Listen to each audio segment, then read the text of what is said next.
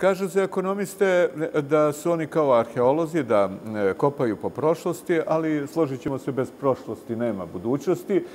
Moramo doći do nekih istina, pa tek onda trasirati svoj put, napraviti tu GPS, odnosno znači globalnu strategiju gde smo mi, ko smo mi i kuda ćemo ići. Ovoga puta se radi o reparacijama, o ratnoj šteti. Svi oko nas, sve zemlje Evrope, kad nešto Srbija ili bivša Jugoslavija, kad je dugovala, traže da se to doznači, da se plati, da se vrati i tako dalje. Što oni nama duguju? Vidite, to je zaista jedna tema koja zaslužuje mnogo više pažnje nego što je se pridaje, objektivno što se pridaje. Prvo, na sceni je ponovo neki revizionizam istorije koja pokušava da umanji kako žrtve, ljudske žrtve, koje smo trpeli godinama unazad u ratovima koji su iznad nas, tako i materijalne štete. Ja ću danas pričati o toj ratnoj šteti iz Drugog svjetskog rata, ali koja je usko i skoro neodvojivo vezana sa ljudskim žrtvama, sa brojem žrtava koji broj ukazuje da je nad srpskim narodom, nad Srbijom u stvari izvršen jedan genocid u Drugom svjetskom ratu. Koliko god mi sad da pratimo... Posle Rusije i Poljske najviše Srba je izginulo. Posle Rusije i Poljske, prema broju žrtava Jugoslavije u odnosu na broj stanovnika, zaista jeste na 3. mestu. 1946. godine u Parizu na mirovnoj konferenciji prihvaćen je podatak da je u Jugoslaviji stradalo oko 1.706.000 ljudi. Od toga nešto kasnije, prilikom razgovora o reparacijama, uzeta je cifra od 950.000 nesporno smrtno stradalih ljudi kao žrtve nacizma. I od tih 950 oko 700.000 u logorima Hrvatske. To su neke činjenice koje zaista koliko ko sad hoće da se trudi da ih umanji, ne može ih umanjiti nikako, a da to nema sve odlike jednog genocida. I to u najmanjem broju prema Romima i Jevrejima, ali najviše broj strano su stradali Srbi. Ja sam danas želio da pričam o toj šteti koja nikad nije plaćena Srbiji. Nikad kao bivšoj članici Jugoslavije, kao bivšoj konstitutivnoj republici koja je sa 85% skoro trpela sve te štetne posljedice. Ne mislim samo na teritoriju Srbije, nego i na ljudstvo. Ta šteta je 1946. godine u Parizu od strane na mirovnoj konferenciji jeste, od strane reparacione komisije vlade FNRJ procenjena na 46 milijardi dolara.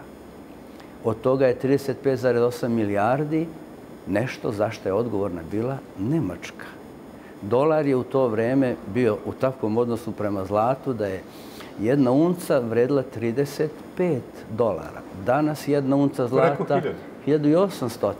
Znači, ako govorimo i pravimo neke parametre o vrednostima, ta šteta tad kad je procenjena, ako je bila 35 milijardi, treba se pomnoži 52, 53 puta ako hoćemo da joj današnje vrednosti prikažemo koliko bi danas vredilo. Znači, preko 1500 milijardi.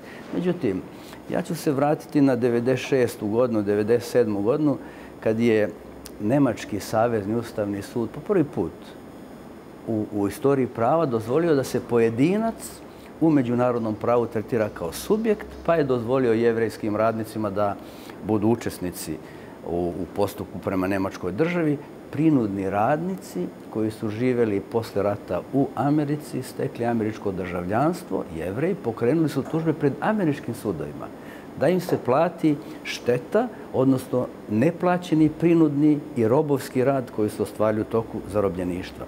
Nemačka je pod pritiskom tih tužbi donijela jedan zakon 2000. godine koji se zvao Sećanje, odgovornost, budućnost i formirala fondaciju sa 10 milijardi maraka.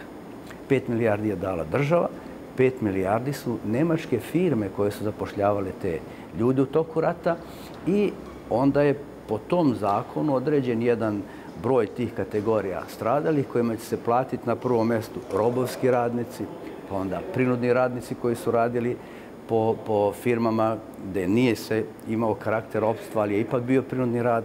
Zatim tu su ljudi koji su diskriminisani po raznim osnovama zbog svoje seksualne orijentacije, pripadnosti rase i tako dalje. Žene koje su porodile se u logorima, djeca koja su rođene u logorima i trpela su te patnje i zlostavljanje.